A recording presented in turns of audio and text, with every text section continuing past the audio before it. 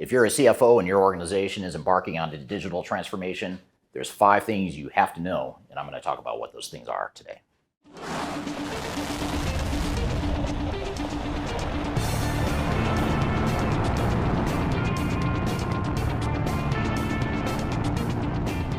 My name is Eric Kimberling. I'm the CEO of Third Stage Consulting. We're an independent tech agnostic consulting firm that helps clients throughout the world with their digital transformation journeys. And one of the executive sponsors that we most commonly work with in our client base is the CFO, the office of the CFO. CFOs are oftentimes the executive sponsors. They're oftentimes the ones controlling the checkbook, and they're oftentimes one of the key stakeholders that have the most influence or input into what the digital transformation looks like. However, a lot of CFOs aren't technical people, nor are they expected to be. They don't necessarily understand some of the challenges and nuances of what they're getting into. So what I want to do today is share with you 5 things that every CFO needs to know from a non-technical perspective. I'm not here to get technical on you. I'm not here to talk about architecture and coding or anything like that. It's just the things that you need to know through the lens of a CFO that are really important, and chances are pretty high that no one else on your team is thinking about these things. So if you're a CFO, you need to watch this video, and if you're not a CFO or you know a CFO that needs to see this, be sure to share this video with them. And if you'd like to learn more about what executives need to know in general about digital transformations, be sure to check out our executive guide to digital transformation. It's a non-techies version of what executive leaders need to know about digital transformation to be successful. You can find that by scanning the QR code right here, or you can go to the links below.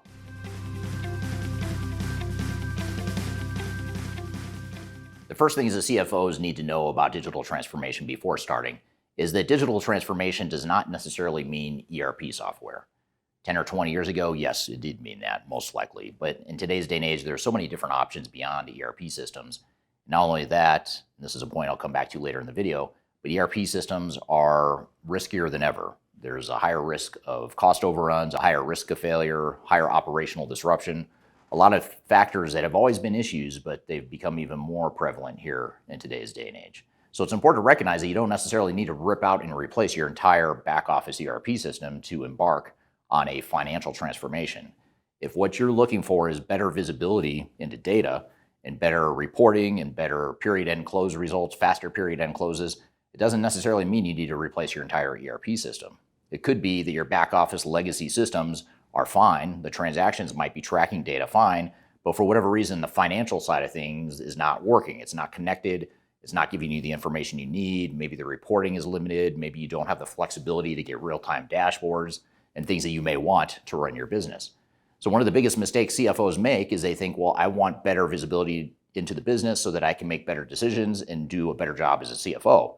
That's understandable, but it's also important to recognize that ERP systems are not necessarily the answer. It could be, but it could also mean that you look at other alternatives using your current ERP system as the foundation and then looking at other, for example, financial reporting tools. There's products like OneStream that is almost like what Hyperion used to be. It's a financial consolidation reporting, financial reporting type of system. Even Oracle, who bought Hyperion, now has their own enterprise performance management tools that can stand alone or be part of the overall Oracle suite. And those are just 2 examples. There's a lot of different examples I could give you of standalone financial transformation or financial reporting solutions that may or may not require an entire ERP system. So the key thing here is to make sure you look at all of your options, all of your alternatives, assess the current data and the current systems you have. And if the data is there, but you're just having trouble getting information and making sense of that data, then it may be that you don't need a new ERP system. You need another financial tool to sit on top of that ERP system.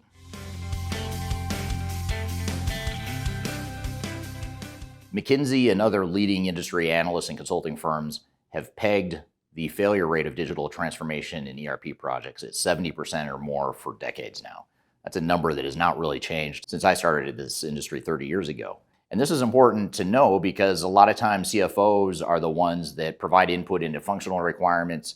They approve a budget, they sit on the steering committee, but they don't necessarily understand implementation risk and what the real risks are. So I won't go into all the different risks you might experience in a digital transformation, but I do encourage you to check out my YouTube channel to learn more about what some of those risks are, why projects fail, and look at some of the case studies that I have on my YouTube channel of different companies that have failed in their implementations, and you'll start to see a lot of the same patterns. And a lot of times that implementation risk revolves around a few root causes, one being unrealistic expectations. Too often organizations expect that the implementation is going to go faster and cheaper than it really will. The second thing is internal misalignment. The team's not on the same page. They don't have clarity of what the purpose of the project is. They don't have a clear decision-making set of criteria. And then the third is that software vendors oftentimes will take control of your project. And that sounds good in theory because we want the experts to do what they're good at, but at the end of the day, it's your business and no outside third party is going to make those decisions or should be making those decisions for you. So a lot of times those are the root causes of what caused some of the other symptoms that companies experience, which then creates a domino effect that leads to failure, which is why so many organizations fail. So it's important to realize and understand what some of those risks are so that you as a CFO can lead the efforts to help mitigate those risks along the way. And this is where your skill set as a skeptical and risk-focused person can come in handy in a digital transformation.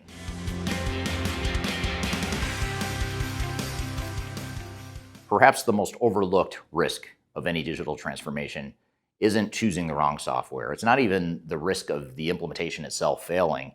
It's the risk of your operations grinding to a halt because the implementation failed. And this is one that organizations rarely, if ever, think to quantify. We do quantify how long the project's taking. We'll quantify the budget. We'll know the minute we've gone over budget or missed a milestone. But rarely is anyone looking past the finish line to post go live to look at what will our operations look like. I mean, this risk will cost you exponentially more than the implementation cost in risk. Our research shows that the impact of operational risk after go live can cost anywhere from 4 to 5 times what the actual implementation cost was. So in other words, if you spend $10 million on an implementation, an operational disruption could cost you anywhere from $30 to $50 million on top of that. And that is because if the project doesn't go well and your people aren't using the system the way it was built and the processes and the technology aren't aligned and it hasn't been thoroughly tested, all that stuff, what ends up happening is you can't ship product, you can't close the books, which is every CFO's nightmare, or you can't run payroll. Those are the 3 biggest material operational disruptions. And our research shows that just over 50% of implementations lead to material operational disruption that can last anywhere from a few weeks to a few months. So when you're managing risk and looking at the overall risk profile, it's important not to get too myopically focused on the implementation time and cost and risk, although that is important. You don't want to do that, though, without looking at what that means to the operational risk. Because chances are pretty high you could speed up your implementation, you could cut some things out of budget, but the question you'd have to ask yourself then is what does that do to the risk profile of the post-go-live environment?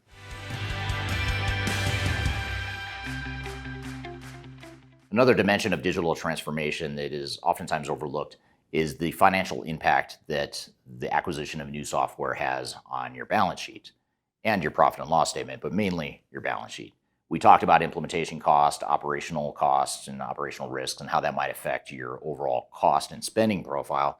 But what's lesser understood is the fact that most organizations that are investing in cloud solutions are shifting from a situation where they have a capital expenditure and a capital investment in on-premise systems that they've fully depreciated in many cases, and there's just a small incremental ongoing maintenance cost associated with that. Now they're shifting from that model to a lower CapEx and a higher OpEx cost. So the operating expenditures are higher year over year, and those OpEx costs are likely to go up. They're not likely to stay the same or go down. In fact, it's almost impossible that they will unless you negotiate some kind of crazy deal after the fact. Chances are pretty high it's going to escalate more than you'd like. So this is a balance sheet and a profitability issue that CFOs need to be aware of. And you do have to ask yourself through the lens of the CFO, is that the right investment for your business? When you've got a fully depreciated asset over here that's still delivering value, you have to ask yourself, is it worth the increase in operating expenses over here? Or is there a way to reduce or minimize the amount of operating expenses over here so that we don't have to materially increase our IT spend year over year? Now, of course, this all comes down to business case, comes down to the ROI, it comes down to the business value you might actually get out of the investment in whatever direction you go, but it is important to understand and look at it through the lens of balance sheet and P&L as well.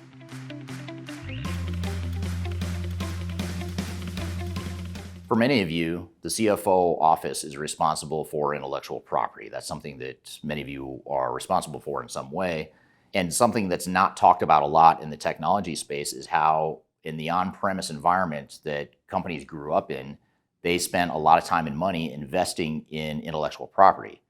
in the form of customizing that software and modifying that software to fit their specific needs and to give them a unique competitive advantage. Now, the techno-types in the industry, the consultants, the sales reps trying to sell you software will say, well, that's just technical debt. You should have never customized in the first place. Set that aside, because there might be some truth to that, but there's probably a lot of misinformation behind that too, because chances are pretty high that you modified the software because there was a real material business need that makes you more competitive and more unique to your customers, and it gives you an advantage. So the question you have to ask is, are we willing to water down that intellectual property, that competitive advantage, in the name of moving to a more vanilla cloud standard solution that has a lot less flexibility? And even if you can customize a software or change it to fit your business needs, you're going to have to reinvest that money to do it again. Now, again, the techno-types, the consultants, the sales reps are going to tell you, well, you've got technical debt you need to get rid of. You want to be future-proof. That's just marketing nonsense. Ignore it. Look at it from an objective, non-emotional perspective, like CFOs are typically good at, and look at what the ROI is and whether or not it's really worth potentially watering down that competitive advantage that you once had, and whether it's worth abandoning the intellectual property that you've spent years developing.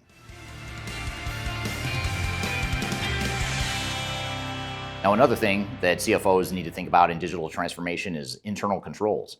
How do we put controls and governance in place, not just around the implementation, but also around just what this new future state operating model is going to look like? The technology could work perfectly fine, but if you don't have the right controls in place, your operations are going to be a mess because, for example, if you have employees that have the authorities to create a vendor and pay a vendor without any sort of segregation of duties, that's a problem. Technology may work fine, but that segregation of duties may be something that you're very interested in as a CFO, and that's just one example.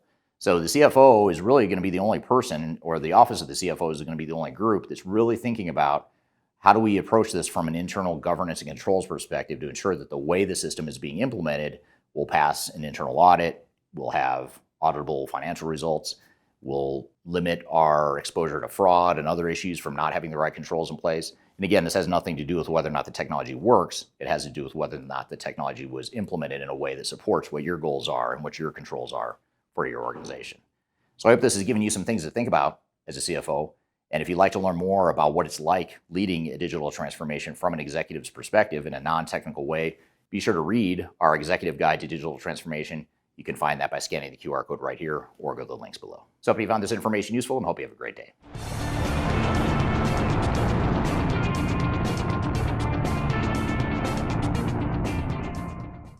And a lot of times that implementation risk